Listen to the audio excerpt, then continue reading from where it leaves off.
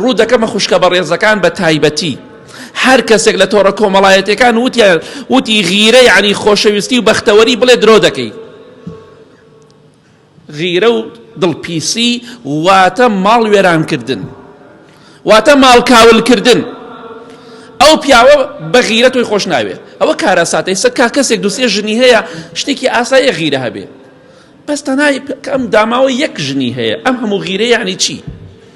قەینا دەڵێ کاکە ئەمە دوو ژنیە سێ ژنیە، لەناو ئەوانەدا غیرە شتێکی ئاساییە هەیە، بەڵام ئەم یەک ژنی هەیە، ئەم هەموو غیرە یعنی چی؟ کابرا وا دەزانێت پێنج شەش ژنی هەیە.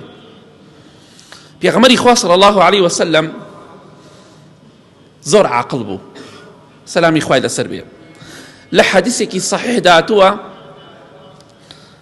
کاتە ئیمامی ئەنەس فەرمێ ڕەزای خوای لێبێ، وتیان ئەی پێغەمبەری خوا صلی الله علیه وسلم بۆچی ژنی ئەنساریەکان ناهێنی؟ گوێ بگرن، بۆچی لە ژنەکان ئەو ژنانە ناهێنی کە ئەنساری، ئەنسار واتە ئەوانەی کە خەڵکی شاری مەدینە بوون، مهاجریش ئەوانەی خەڵکی شاری مەکە بوون کە هاتوون بۆ شاری مەدینە. ئەی خۆشەویستی خوا صلی الله علیه وسلم بۆچی ئافرەتێک لەو ئافرەتانەی کە ئەنساریەکان و خەڵکی شاری مەدینەن بۆ هیچ خێزانێکت لەوان نەهێناوە؟ ئەزان چی فەرموو؟ فەرمووی ئینە فیهم لەغەیرەة شەدیدە، بەخوا ئەوان غیرەیان زۆرە و ئافرەتان نایەنهێنم. منعی کرد لە خۆی ئافرەتی خەڵکی مەدینە بهێنێ لەبەر ئەوەی غیرەی زۆریان هەیە، چونکە دوایی سەری پیاوە ئێشێنن. ئەمە پێغەمبەری خوا بوو صلی الله علیه وسلم.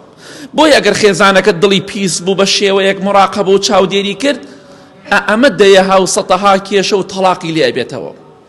ڕاستەکە یەک عیبی تایە، بەڵام ئەو عیبە دەیەها کێشە و مەشاکیلی بەدوای خۆی هێناوە. ئەوە تا پێغەمبەری خوا صلی الله علیه وسلم بەهۆی ئەوەی ئەو ئافرەتانی خەڵکی مەدینە غیرەیان زۆرە، دڵپیسی و مراقەبەیان زۆرە، ئەفەرمێن نایەنهێنم، نامان ئەوانم ناوێت.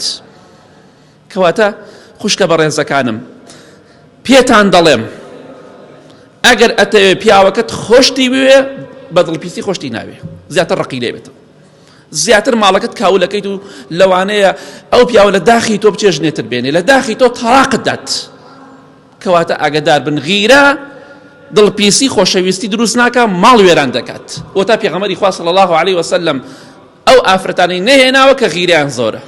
تەواو تێبکە.